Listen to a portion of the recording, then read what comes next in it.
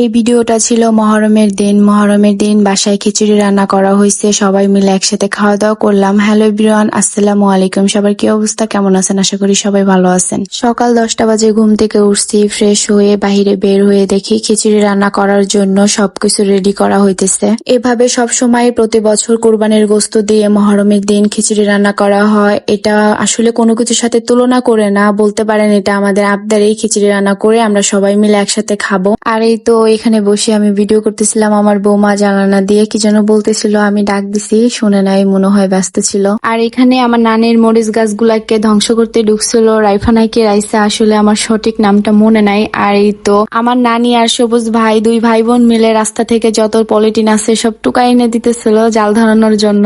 আম্মু বলতেছে আরো নাকি 1-1.5 কেজি চাউল লাগবে, তো আনতে গেছিলাম। আর এটা হচ্ছে সেই যে আমার নানির পোলাও গাছ পাতা, এখান থেকে কিন্তু আমি পোলাও গাছ নিয়ে হামিমদের বাসায়ও বুনছিলাম। আর এই তো রান্না করা স্টার্ট হয়ে গেছে। পানি লাগবে, তাই আমার বৌমা আর রাফা পানি নিয়ে দিতেছে। তারপর আমাকে কামরাঙ্গা এনে দিল। আমি নাকি সবাইকে কামরাঙ্গা ভর্তা বানিয়ে খাওয়াবো, সবাই অনেক শখ করছে। কামরাঙ্গা ভর্তা বানাতে গিয়ে আমি একটা অনেক বড় মিস্টেক করে ফেলছি, তারও ব্লগ আছে, দেখলে বুঝতে পারবেন যে আমি কি বড় ভুল করছি। যাই হোক, আমার কামরাঙ্গা ভর্তা বানাতে গিয়ে প্রায় অর্ধেক রান্না করা হয়ে গেছে। তারপর আমি আমার বৌমাকে খুঁজতেছি, পাইতাছি না, পাই না। পরে খুঁজতে খুঁজতে দেখি সোহাগ ভাইদের বাসায় লুডো খেলতেছে আমাকে রেখেই। এই 7 আপটা সবুজ ভাইয়ের কাছ থেকে আমি নিয়ে আসছিলাম কোম্পানি দেখার জন্য। কোম্পানি দেখতে দেখতে সবুজ ভাই ভাগে পেল না। তারপর আম্মু ডাকতেছে, খিচুড়ি নাকি রান্না করা হয়ে গেছে। খেলা কিন্তু এখনো শেষ হয় নাই। আমার বৌমা ছবি তোলে আসছে, গুটি যেন এদিক ওদিক না হয়। এই তো বাসার আশেপাশে যারা আছে সবাইকে খিচুড়ি দেওয়া হইতেছে।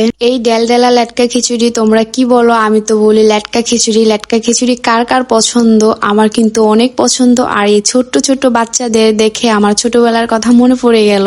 তো সবাই খিচুড়ি নিতে এসেছে, আমরা কেন বাদ যাবো? আমি বালতি নিয়ে এসেছি খিচুড়ি নিতে, আর আমার বৌমা পাতিল নিয়ে গেছে খিচুড়ি নিতে। ওর ভাগ্য ভালো যে একটুর জন্য পাতিলটা পড়ে ওর হাত পুড়ে নাই। তো যাই হোক, বাহিরে সবাইকে খিচুড়ি দেওয়া হয়ে যাওয়ার পরে বাসার সবাই একসাথে বসে খাবার খেলাম। আজকের ব্লগ এই পর্যন্ত শেষ করছি। সবাই ভালো থাকবেন, সুস্থ থাকবেন, আল্লাহ হাফেজ।